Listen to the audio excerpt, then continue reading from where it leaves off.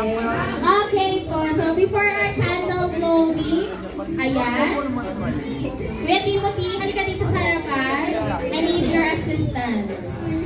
Nakihawak ako ng cake ni Ate Zoe. Sabay-sabay po natin kantahan ang happy birthday song si Ate Zoe in 3, 2, 1.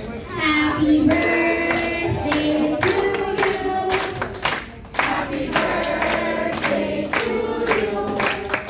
Happy birthday, happy birthday, happy birthday to you. One more time, happy birthday to you. Happy birthday to you. Happy birthday, happy birthday, happy birthday to you. You can have your wish na po.